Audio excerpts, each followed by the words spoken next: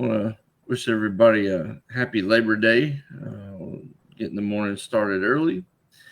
Want to take a minute and apologize to Jordan. Jordan Harris is with us this morning. We tried to do this last night, but due to some technical difficulties, I felt it would be better just to start fresh this morning. And so we're going to jump right back into this interview with Jordan. Jordan comes to us. He's a defensive lineman out of SUNY Brockport. That would be State University of New York. I'll make sure I get that right this morning. Yeah. So Jordan's a defensive tackle, nose tackle type. He roughly stands roughly 6'1", 280, 285 pounds. He's looking for his first professional opportunity. Um, Jordan just finished his college career in 2022, which was, I must say, a pretty uh, decorated career, and we'll get into that. But Jordan, how you doing this morning? I'm doing good. Thank you for having me. Blessed to be So, up. so you got your morning started. I know we were talking offline. You got that nutrition down. Talk to us Yes, about what sir. you had for breakfast this morning. Oh, 4 eggs, three turkey sausage, and a bagel. Nice, very nice, very nice. Heavy on the protein. Talk to me about that real quick, since we're on the subject. You mentioned last night when we talked. You're real focused about your nutrition. What is it that triggered something in you that said, hey, I really need to focus on this right now? And as you decided that, what is it that you're focused on nutrition wise? Talk to me a little bit about that. Okay, so I kind of wanted to lock in more because I noticed during the off seasons that during the season you're not going to be able to work out. You're not going to be able to retain all that muscle mass. But I noticed my senior year, me focusing more on like my protein intake, carbs and all that, that I was able to retain more strength. So I kind of just wanted to focus on that this summer. That eating, me and my protein values and all that type of stuff, that I can continue to build strength, continue to build muscle, and it's helping me with my weight room production. So now that I'm taking my diet a little bit more serious, I'm seeing better results, quicker results. I feel like I'm growing more, so I think it's helping. We'll talk about that a little bit. You mentioned weight room results. One of the big things, especially for a D lineman, is that 225 bench press test. What are you maxing out at rep count wise right now? Probably about 26, 25, somewhere around there. Hey, that's an impressive number right there. That's right where it needs to be. What's Mm. your squat max, if you don't mind me About asking? 595. Whew, that's good numbers. Good numbers. Yeah, we take it serious at Brockport. I hear you. I hear you. What's your talk about your I'm assuming you've got a power clean number and maybe a deadlift max. Where you at on those lifts? So deadlift, I'm around 575, 565. We actually weren't really more of like power cleaning, like heavy numbers. It was more just about the motion and action, trying to be more explosive. So I haven't maxed that out just yet. Sure, understand completely. Now, have you been timed in the 40 recently, or is that something that's not really been on the radar for you at the moment? Unfortunately, we didn't have that at Brockport. It's kind of more of a freshman thing, and after that, we don't ever time your 40 again. So I haven't been timed in about 4 years. Okay, okay. And you haven't done a pro day event or anything like that since your college career finished, or No, sir. okay, all right, not a problem, not a problem. Well, let's stay on that topic for a second. Talk to me about your off-season conditioning program right now that you've established for yourself. I mean, obviously, you're done in college, and so you're not really under their program. But what have you set up for yourself? And in that, talk about it. Is that a 3, 5, 7 day a week plan? And then talk to me about what you're focused on this particular off season, pursuing professional opportunities. What things have you kind of made mental notes of that? Hey, I need to focus on those things this time around. Is it speed and agility, or strength and conditioning? Is it fundamentals and techniques? Is it nutrition? Is it recovery? Talk a little bit about that. Take me through a week with Jordan Harris, and kind of give us a rundown day by day, and talk about those focuses. So more in this summer, I've been trying to focus on more athletic ability, being pliable. So a lot of one-legged stuff, not kind of deviating from that classic bodybuilding like barbell type routine. So it's been a lot of split squats, a lot of box jumps, just trying to stay as athletic as I possibly can while having strength. I feel like since I've been lifting since I was 13, I've had like a solid foundation due to Brockport too, having a great strength training program. So I think I have a solid foundation of strength. It's been more performance based lately, but it's more of a 4 to 5 day schedule. Every day, walk after lift and hit the field probably about 3 times a week. I've been focusing more, like I said earlier, on my nutrition, kind of more than anything than I ever have been. I always want to stay flexible. I always want to be, pliable, stay athletic. But I think my nutrition is taking the next step. What are you weighing in at currently right now with this Uh, nutrition plan that you're on? Where are you sitting at? about 287, 286. 286, 287. That's a good weight. I'll have to make sure I update that because I went by your paperwork, so I'll change that and update those numbers. Yes. Um, walk me through day by day. Start on Sunday, and then just kind of go through the week all the way through Saturday. What it looks like. What day is? What are you doing on each specific day? So Monday, I like to do my just hit legs. So that's quads and shoulders. So a lot of Bulgarian split squats, isometric holds, doing some one-legged like pistol squats, just trying to stay balanced, stay complete. I was looking at a little bit of my tape, and I felt like I was having a bit of struggle of like pressing off my left leg and countering pass sets like that. So it's been a kind of a lot of one leg generated power type stuff. So that's day one. Day two is hamstrings and back. So speed deadlifting, hamstring curls, RDLs, lat pull downs, rows, just trying to, like I said, be as fast, explosive, and strong as possible. Third day, benching, just that's pretty much my upper body day. So you already know, incline, decline, heavy bench, and then I like to alternate it week by week on from speed to power. So one week it might just be me 2 by 6. I'm just doing 2 reps, 6 sets, just heavy, heavy lifts. And then another week, it'll be that same split, 2 by 6, but I might have 135 or 205 on the bar and just trying to get that weight as fast as I can off my chest. So just trying to have a blending of techniques and just staying strong, fast, powerful. Okay. So, are you doing anything specific on the field? Are you working with a position coach or anything about as far as your fundamentals and techniques, or you working on your own? Or It's more of my own right now. I do, seek out help from my past coaches and ask them, certain things I can work on. I just talked to my college coach and just had him look at my film, and we kind of went down through it and said like, what can I get better on? So taking sure. those little notes and then bringing them to the field. I have some really good drills that I've learned in the past and been able to apply them, and just trying to get better at my craft. I got you. I got you. So, is this week power, or what's this week in This is particular? a power week. This is a power week. Power week. Okay. Mhm. All right. I got you. I got you. So let's talk a little bit. Let's start back at the beginning. Take anybody. viewing right now.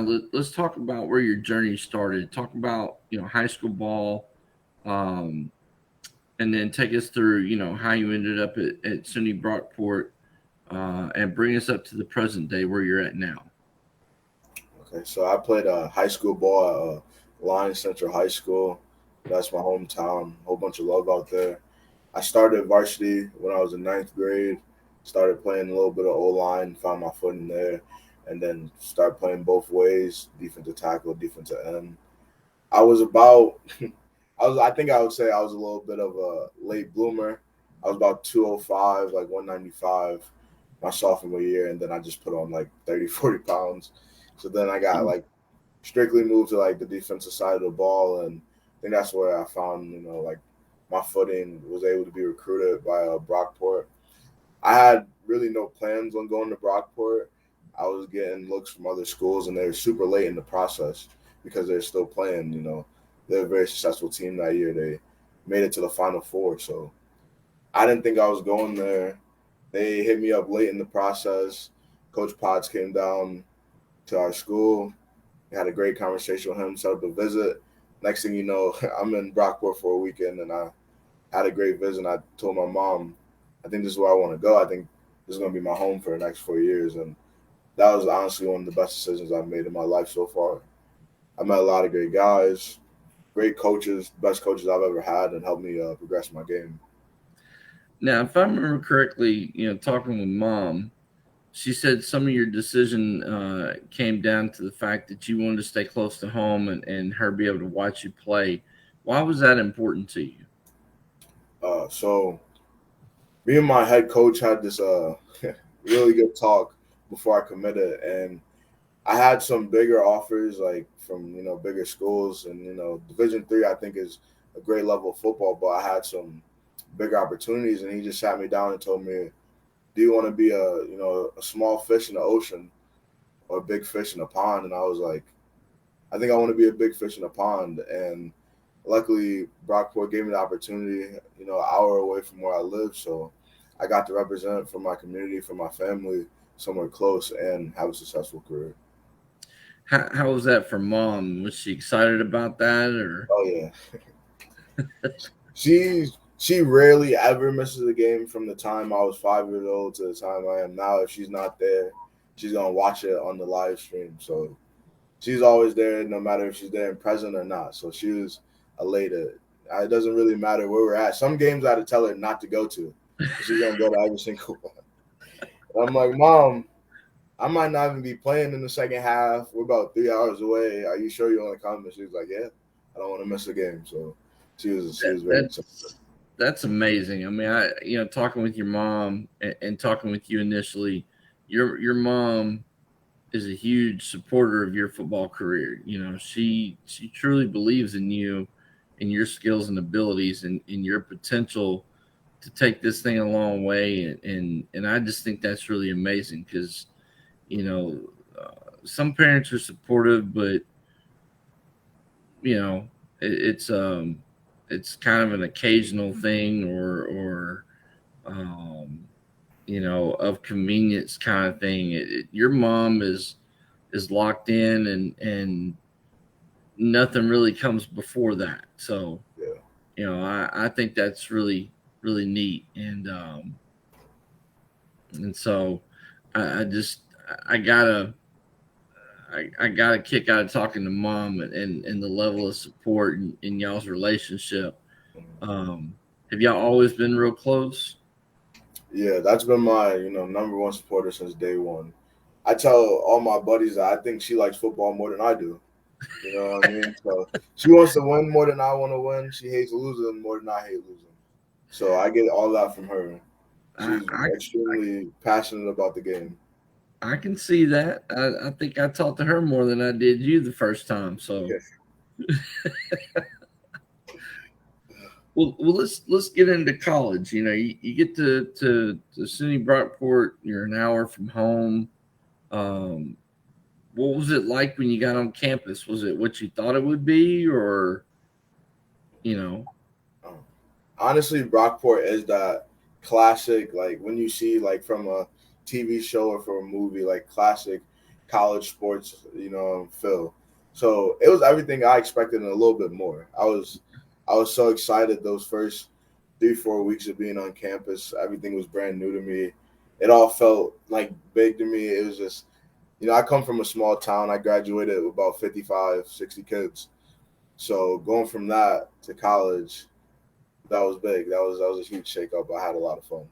Yeah, I graduated with a little over 600, so Oh, 55. uh, That's tiny. we're very intimate. Everyone knows each other. Very intimate. I think my senior class still holds the record for the largest graduation class. So um, that's a pretty big class. But so you get on campus and you get settled in.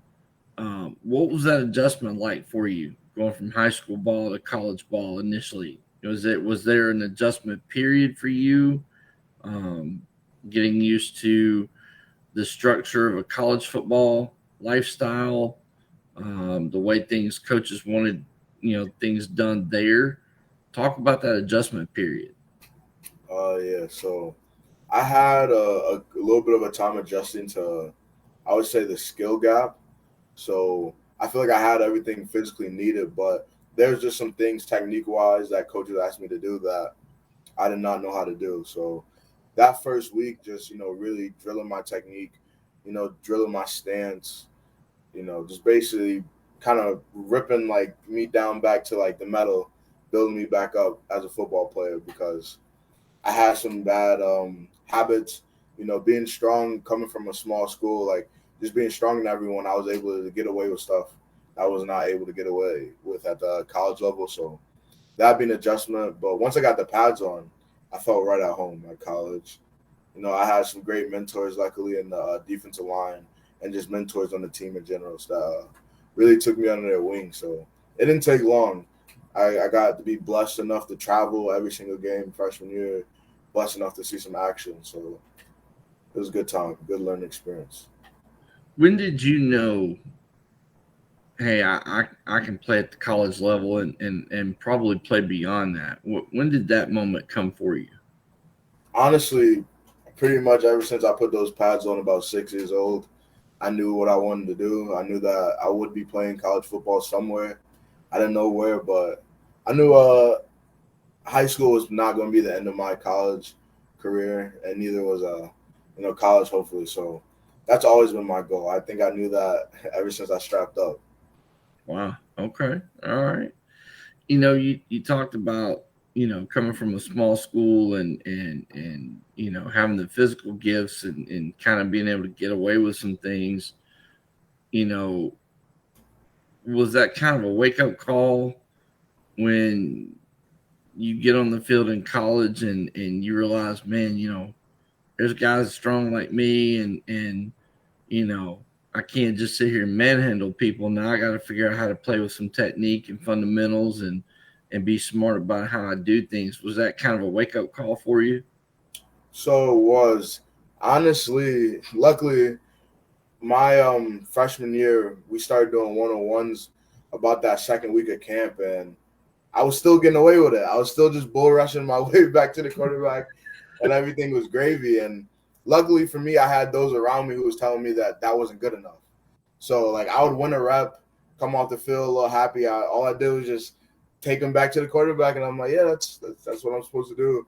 And I had older guys in my position coach tell me like, we get how strong you are, like we understand what you can do, but we want to see you get better. So using my physical gifts, it wasn't like I couldn't kept doing that and been a solid player, but I had aspirations of being better than just a solid player. Absolutely, absolutely. I'm sure though. A lot of times with players like like yourself, you've got these physical gifts and you've been used to manhandling people and just kind of being raw and playing, and then you get to a college level and sometimes there's a guy on another team that's just as strong and now you can't really just be that raw player that just kind of gets away with just freestyling, so to speak. Yeah. Now you got to figure out how to use certain techniques and when to use those techniques to continue to be successful and defeat people. And so I was interested to kind of hear your take on that, as far as, maybe at some point you got a hold of a guy and like, oh man, I can't just manhandle him. I'm gonna have to Yeah. figure out a way to be smart and get around him. And so, um, talk about when it comes to pass rush. Um, what is your favorite technique from the toolbox? Are you a bull rush guy? Do you like the rip, swim? Are you a spin move guy? What's your go to? Honestly, I was beginning of my college career. I was a huge bull rush guy, but as I added more tools to the toolbox. I would say if you look at my film, it'd probably be the swim is what I like to go to the most. But this year, I was watching some Reggie White film, just learning some stuff for some pros, and I've developed that hump move, and I feel like that was my go-to. Anytime I would get extra protection or side slide, and have an extra guy coming my way, bait him that way, throw that hump move out, and get to the quarterback. Now, do you feel that you're more of a one gap, quick penetrating type D lineman, or do you feel you're more of a two gap run stop guy? I would say I was both. Due to the system I played in at college, we were asked to align all the way up and down the line of scrimmage, no matter if it was a zero, a one, four eye. I was asked to be aligned anywhere in between the tackles, and sometimes outside of the tackles, if it was permitted. And then there's other plays where I'm asked to, hey, you got the zero shade, you got both A gaps, don't move. This is all you. You got to be a run stopper. So I feel like I'm very comfortable handling both roles, and I think as an elite defensive tackle, you have to be able to do both. There's going to be times where you got to make lateral plays and get down the line of scrimmage and cover two gaps, and there's going to be times where it's 4th and 1. You got to be that brick wall and stand there and plug that gap. So I'm capable of both. Yeah, absolutely. Sometimes you run into D linemen that they get so used to the quick penetration type situations, you know, when it comes to a situation where they gotta, be a run stop, they're not quite as um they're not quite as successful using their hands and having to get a hold of an offensive lineman and really that hand to hand combat, they're in the trenches and hold down the gap. And so, I kind of want to get your take on what you felt like you are, in your own eyes, and you know, saying that you feel you're both. I mean, you feel comfortable, getting your hands on somebody and having to battle in the trenches and hold a gap down, not just trying to get away from them quickly to get to the QB. Yeah, like, there's been multiple times where it might be 2 or 3 guys, and hey, one here, and I guess we're having a good conversation and standing here because that's just my job. Like, first thing first at Brockport, there is no running. There is no running on our defense, and you're not playing if you don't hold your gap. So that's the first thing. That's the first thing Coach Fox says. You got to hold your gap, or you're not getting on the field. So I think I'm capable of doing that. We'll talk about that. What type of defensive schemes were you a part of at SUNY Brockport, and what do you feel you're most comfortable in? Are you, uh, you know, are you more comfortable in a 4-man front, a 3-man front? Talk about the fronts that you were, or the schemes that you were a part of, there in college, and then just kind of go into what you're most comfortable with. So we had a very innovative defensive coordinator. So we are a base 3-4, but depending on the game plan, I could be pretty much in a 4-3 and a 2 or a 3 all game. There could be some games where it's more of a traditional 3-4. We got 5 guys up there, and I'm just playing in between the guards and the center. So I would say every week it kind of changed. And it was the basis of a 3-4, but with all the movement, whereas you're given so many fronts, it's a 5-man front, a 4-man front, 3-man front. There's some fronts where I even got to stand up. So I just feel like it's such a multiple system that I'm real comfortable playing anywhere. Talk about your responsibility in the 3-4. In a 3-4, obviously you're a nose. Talk a little bit about what your responsibilities are in that particular scheme. Uh, Pretty much like you said, wreak havoc. I had a great coach who didn't put a cap on my responsibility. So, one my responsibility, one play could be you have the A gap, don't move, but he's gonna let me be a football player, and if I have control of my man and can make a play, I'm gonna do that. So I was blessed to have the freedom and the trust and responsibility to just go out there and make plays. Yeah. With the 3-4, a nose really has to have that anchor ability, that power and that strength to really hold down that center point right there and not get moved off the line of scrimmage. And it sounds like to me you kind of relish those opportunities to be that guy in the middle, to be that physical force, that doesn't get moved off that line. Um, have you played in a 4-man front? More so like a traditional 4-3 or a 4-4, or you just been mostly a 3-4 guy, or All of high school, I ran a 4-3, so I got a lot of experience running a 4-3. I sure. didn't start running a 3-4 till college, and like I said, it wasn't just a regular 3-4. We're all just coming out in the same position every Mm. single drive. So I got to be able to, kind of play a pseudo 4-3 where I'm in either a 1 or a 3 gap, and I'm just playing my gap and kind of getting more upfield and penetrative. And like you said, I do relish those times where we're in just a basic 3-4 and it's two guys coming at me and we're not going anywhere. Yeah, that's pretty neat.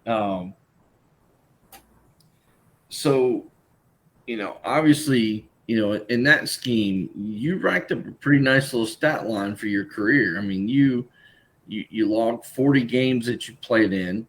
You had 82 total tackles, 37 of those were solo, 45 assisted. But then you had 19 and a half tackles for loss, and you had 7 sacks. And in addition to that, you get an interception and you got 4 pass deflections. I mean, those are pretty outstanding numbers, for a D lineman career wise. Talk a little bit about that interception. What was that like getting your hands on the ball? Did you score? What happened? Yeah, so we were playing Utica, a little bit of a broken play. Quarterback throws it, hits off the helmet of two different guys, and luckily I'm aware, pops up right into my hands. And we had them pinned inside their 10, so it was nothing but a little skip and a little walk away from the touchdown. So I did get to score that one. That's definitely up there for one of the biggest plays in my career. I was extremely happy. Not as happy as I wanted to be because we were down still, but it was a great moment. Was that particular moment one of those that you weren't really expecting, and then it was like, oh crap, there's the ball. Like, Yeah, exactly. I was actually still in my pass rush, trying to figure out what's going on, how I'm gonna get back to the quarterback, and next thing I know, ball's flying towards me. I'm like, oh, I should probably catch this. I can almost envision the movie The Replacements. I don't know if you Oh yeah, watched with Keanu Reeves, that moment when Jumbo gets that ball bounced up in the air and he looks up and catches it. He's uh, like that just that moment where like everything freezes and he's like, oh crap, I got the ball. We gotta go. You know, yeah. so I can only imagine kind of that situation with you. Like you weren't expecting it, and all of a sudden there it is. And it's like, oh crap, we gotta go. Like, gotta score. It's actually crazy. I've had this opportunity before. So we were playing Morrisville, another game, and it was a screen that got tipped up, and it was coming right at me, and I mean, I froze. And I'm never. I always tell my guys I don't get nervous. I'm not that type of guy. But when I mean I froze, I tried to stick my hands out, and I couldn't, and the ball went straight through my hands. And I said, the next time I get an opportunity like that, I gotta capitalize because you don't get a lot of opportunities. I bet your coaches were pretty happy too that you capitalized and held on to that ball. Oh yeah, it was some jokes in the in the screen room that day. They thought I was gonna hit the gritty or something. Yeah. What was it like the first time you got to stand up? in the defensive front instead of putting your hand on the ground? What was that like to be able to kind of freelance a little bit, move around, and I don't want to give away too many of Coach's secrets, but no, that no, was no, I don't want to give away it was secrets. the Just talk version. about the feeling of I don't have to put my hand in the ground. I can kind of stand up and kind of move around a little bit. What was that like? That was nice, but it was kind of more of a diversion. I've got to stand up before because I got to play DN in high school, and all of our DN stand up at high school. So that was kind of a back to like my roots type feeling, but it was great. Came off the ball, just blew him up. That was my only job that I played. He just come off the ball, hit him as hard as you possibly can. I was like, okay. Man. So, tackles for loss, I mean, career numbers 19 and a half. That's a pretty large number of tackles for loss. I mean, that you were an absolute destructive force on the D line. I mean, between that and 7 sacks, you're in the Should be more backfield quite a sacks. bit. It seems like you live in the backfield. Yes, sir. I try to, due to I just say this that my hands and feet can get me a lot of places. So, like you said, there might be plays where I'm required to be in that A gap, one gap defender. But if I got great extension, if my hands are still moving, my feet are still going, I can rip off and make that play. And I pride myself on being a playmaker in the backfield. Obviously, I mean, your numbers say that. And then, you know, beyond that, you rack up a couple of first team all conference selections, second team all conference selection, D3football.com all region two, first and third team selections. And then on top of that, you get to be a major part of a conference championship. So, Two. well, two of them. Okay. Well, okay. So it was 2019. And what was the 2018, other one? Which one? 2018 and 2019. Okay, so you were part of 18 and 19.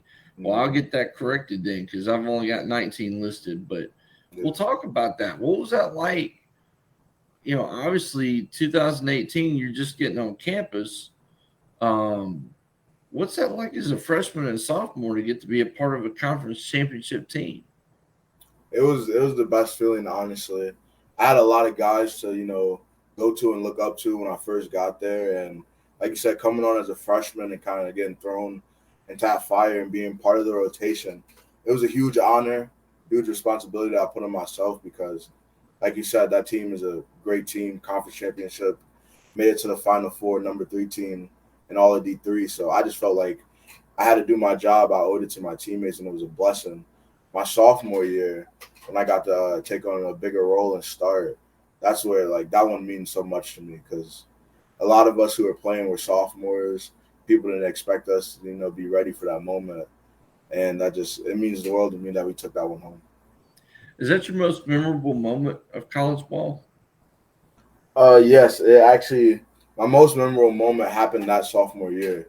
So we were playing Cortland down by about 15, 16 points going into half, and this was the game for the conference chip. We're both tied for number one, and whoever wins this game wins the conference. And just had a great comeback, took it to overtime, won in overtime, and that's one of those moments that I'll be thinking about forever. The greatest game I've ever been a part of. When you go into halftime, did you personally have anything to say to the team, or did you feel a need to step up and take a leadership role and voice an opinion about the situation at that moment? I've always been a pretty vocal leader. I can lead by example, but I do feel like I've been blessed with the ability to, convey my thoughts. So I was just telling our guys that was it. That they gave us everything they had, and that everything else is going to be nothing we never seen, and just one drive at a time, and it turned out to be that way. Now, you win two championships right out of the gate, and you got 2 more years of college left. How did that define your thought process as being a leader moving forward? Did that kind of trigger a certain thought process in you that, okay, moving forward as a leader, I'm going to do things a certain way, and there's a standard that we're going to have here moving forward from a player standpoint in the locker room. Talk about that. How did that mold your leadership vision and thoughts moving forward? Yeah. So luckily, I didn't have to take that burden on by myself. A lot of guys in my class, we always say that we have captains, but we're all captains. You know, we're all leaders. We all lead our position group, and after winning those two championships, like you said, that's the standard. In the spring, that's the standard. In the weight room, that's the standard. Is conference championship, and I think having that behind you gives you, something to play for, gives you a little extra boost because you're not just doing it for yourself. You're doing it for the, guys that came before you and set the standard. Mm, absolutely. Absolutely. So at this point in time, let's talk about what is your immediate goals? Okay, obviously the end goal for every player that I talk to and every player that I work with, it's always the NFL. So I know the understood answer is the NFL, but what is your immediate goals? What leagues are you trying to attack right now? Where do you feel you need to get to starting out to start building that professional foundation and setting your resume up so that you continue to grab more and more attention as you go? First off, just by getting on a team anywhere in the state. So XFL, USFL, IFL, AFL. Just trying to make my mark, even if it's overseas. First, I just want to become a starter. I kind of want to take it back to how I thought about it in college freshman year.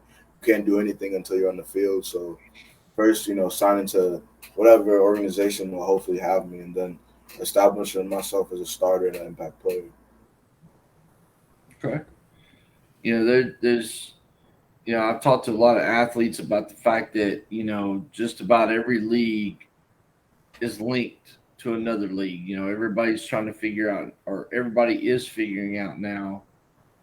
You know, if we link up with a higher level league and we produce some players that move on, it makes our league look better. So, Japan's got a partnership with the CFL, Mexico's got a partnership with them. The IFL, the Indoor Football League, is partnered with the XFL. So the IFL has become the first recognized um, farm system for a professional football league. So um, back the first week of August, the IFL championship in Las Vegas, which was broadcast by CBS Sports, the day before the championship, they had an IFL to XFL combine. There was only four IFL players to attend, and the XFL came in and evaluated. So by the XFL linking with the IFL and making the IFL their farm system, that's a destination league now for a lot of guys starting out because they know they get immediate exposure to the XFL and they get certain accesses that other players don't necessarily, other than going to these combines and things like that. So I'm always interested to get an athlete's perspective on where they're trying to attack first. Obviously in the last year or so, the ELF, the European League of Football, sent a few guys to the NFL. The GFL, the German Football League, has a history of moving guys to the NFL. NFL, international combine access, things like that. So, yeah, I'm always interested to hear your, an athlete's take on where they want to attack first. And um, yeah, um, let's talk about community service. As a college athlete and even as a professional athlete, there's uh, certain requirements, I would say, as far as community service is concerned. Every program, every team at every level has a different philosophy and a different idea, whether that's mentoring Boys and Girls Club, or visiting children's hospitals, or reading to elementary kids, or Habitat for Humanity, food drives, soup kitchens, toy drives, whatever. Um, are you currently, even in your downtime now, or in this transitional period, are you involved in any kind of community service efforts per se, or are there things that you've seen about, you've heard about, been told about, read about, that maybe you said, when I become a professional athlete, that's something I want to get involved in. Talk to me a little bit about community service. So right now, I'm back home and I've had a couple of coaches reach out. My dad is a youth coach as well, so just coming down, helping the kids, having talks with them. Like anytime when I was playing in college, if I had a bye week or something of the sorts, I had some time off, I would just come down, talk to the kids, and I feel like coming from a small town, I wish I had more of that for me when I was growing up. Just seeing somebody who's done what you want to do, and give you someone to look up to as a role model. I would say when I become a professional, I would love to, donate to sickle cell anemia research because that's prominent in my family, being African American. So once I become professional, that's something I want to look into. Okay, all right.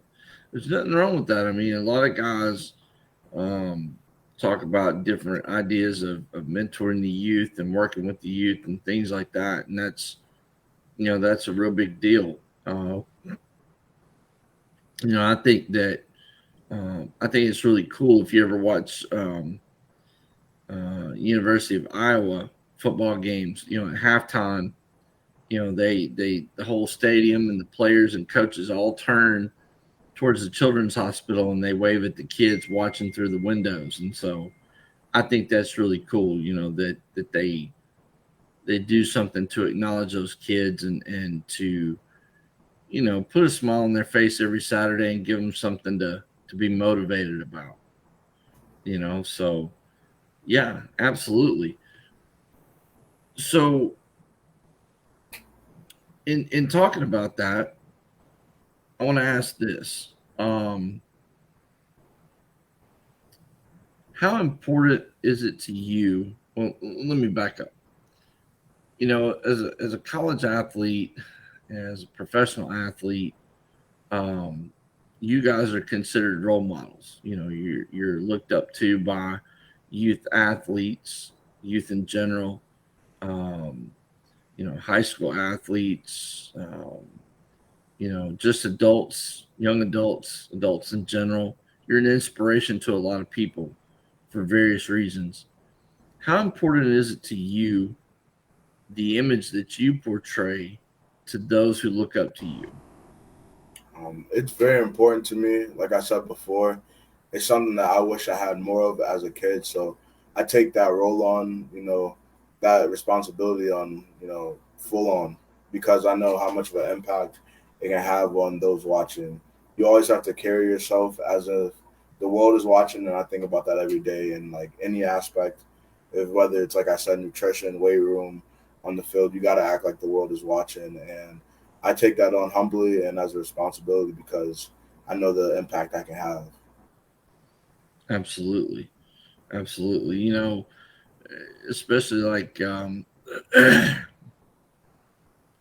of these guys go overseas, and obviously you go overseas, and you're American, and there's only so many American imports, and a lot of times you get on these teams in these countries, and you develop a fan base very quickly. I sent a running back from Winston Salem State 2 years ago to Germany, and he's kind of a unique individual. He's got Kool-Aid red hair, and um, he goes over there and scores a touchdown and starts showing out, and he's got kids drawing pictures of him and giving him pictures, and he's their favorite player and he's their hero, and hey, are you coming back next season, and things like that. And so you guys are going to develop fan bases very quickly, and you're going to have to interact with the fan base quite a bit. Like indoor and arena, for instance, you're used to in college, some stadiums, I don't know about SUNY Brockport, but a lot of college stadiums, of course, bleachers are kind of away from the field and people are at a distance from the players. And so indoor and arena, the there is no sideline. There's a wall. And on the other side of that wall is the first row of seats. And so, you know, um, a receiver might block a DB and throw him over the wall, and he's in somebody's lap eating their popcorn or drinking their beer or whatever. And so um, after the games, they have to spend about an hour staying on the field and signing autographs and taking pictures. And so you're going to get a chance to, at some point in time, really get hands on and interact with the fan base. And you're going to develop people. You're going to develop your own fan base and following. And kids are going to want your glove or, your bicep band or wristband or whatever you got. They're going to ask you for those, and they're going to remember that. It's going to create moments things those kids will never forget. So I always want to get an athlete's perspective on how important that is to them, the type of image that they portray to those people. So, we talked about, the last game being played, cleats being hung up, clock hit 0-0-0-0, and your career's over. Whether your body has told you it's over, or you've decided that it's over. Where does Jordan Harris go at that point? What's next for Jordan? So next for me is just being as close to the game as possible. So either that's coaching, training players, because, I have a love in the weight room as well, or even a game as an announcer or commentator. I feel like I have a lot of skills, related to the game, and I just feel like the game is a part of me, and I want to be a part of it for as long as I can. I gotcha. So as we dropped off there, I wanted to ask real quick: do you want to step away from the dark side and coach on the offensive side of the ball? You want to stay on the dark side, coach defense, or do you have a preference, or do you aspire to be a coordinator one day, or talk to me a little bit about maybe some thoughts you've had about if you were to pursue coaching after your playing career is over? I definitely would prefer to stay on the dark side. Right now, everything offense, I hate it. I hate it all. So I would definitely love to stay defense. Calling the game plan is one of the things I would love to do one day. I would love to call a defensive game plan, and just that chess match of being a defensive coordinator is just something I would look forward to. Yeah. I've had that opportunity at the middle school level, and then at the high school level, I was a co-coordinator. I was on the field, and the DC, of course, was in the box, and so I had to relay calls to the defense. And being the linebacker coach, of course, I'm directing traffic with the linebackers and getting my guys set. And so it's about as close to being the DC, because a lot of times, you got to make changes on the fly.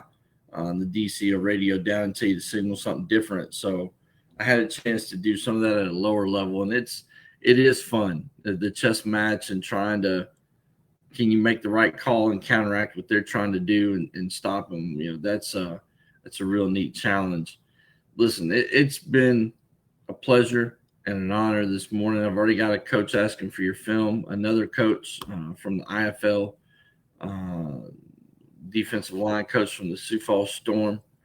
I'll get that over to him shortly. Coach Johnson, if you're still watching or you see this, I'll get that information to you shortly. I'm going to go in after this is over, and I'll cut out the bad piece of the interview, and we'll make it seem like it's all in one pretty picture, so don't worry. But thank you so much for taking time out. I know it's early morning. It's Labor Day. I know you got things to do you want to do, so I won't hold you up. But real quick, let everybody know where they can find you on social media, what platforms, and what are your usernames. Okay, so you can find me at Facebook at Jordan Harris. You can see me on Instagram at The Big Hooligan, X for the I and big. And then on X, actually, instead of Twitter. It's not Twitter, but you can see me, Jay Uzumaki 14. All right. Well, I really appreciate you taking time out, and we're already getting some attention, so that's a good thing.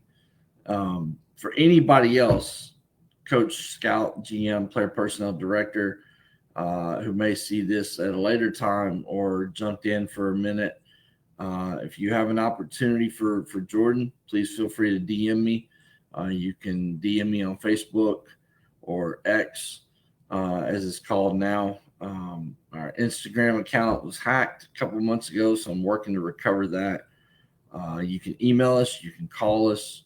That information's on Facebook. It's on our website. So feel free to get in touch with us about any opportunities you may have for Jordan coming up for 24. If there's anything left in the 23 year that Jordan can become a part of, we're more than open to hearing that as well. You can find us on Facebook, as I said, and X. This interview will be on his profile. It'll be on our YouTube channel. It'll also be on our LinkedIn page. As you see the information scrolling at the bottom, if you want to see Jordan's film, all you have to do is go to his profile on our website, and that, again, is scrolling there at the bottom of your screen. And then go to professional prospects when you get to the website. Click on Jordan's name or his picture. His profile will open up. You'll be able to access his contact information, playing experience, awards and honors, watch his highlight film, his interview, read evaluation, et cetera, et cetera. So I want to say thank you to everybody that did join us, everybody that's inquired about Jordan. I will be sure to get all that information to you quickly. But in the meantime, I'm going to go ahead and say thank you so much, and we're going to go ahead and sign off, and I hope everybody has a wonderful Labor Day, and I'm sure we'll see you again real soon as we introduce another new client to you. So, Jordan, thanks so much, brother. Have a good afternoon. Tell Mom I said thank you, and I hope she has a great day today. I would say, Coach, you can also reach me at my email at jhar, HARR 14 at brockport.edu. Got it. That's on your profile, and we'll make sure that that information is highlighted so that coaches know how to get in touch with you. So thank you so much, man. I really appreciate everything. Tell Mom I said hello. Y'all have a good day today. Be safe and enjoy the cookout. I will. Thank you, Coach, so much. All right, man. I'll talk to you a little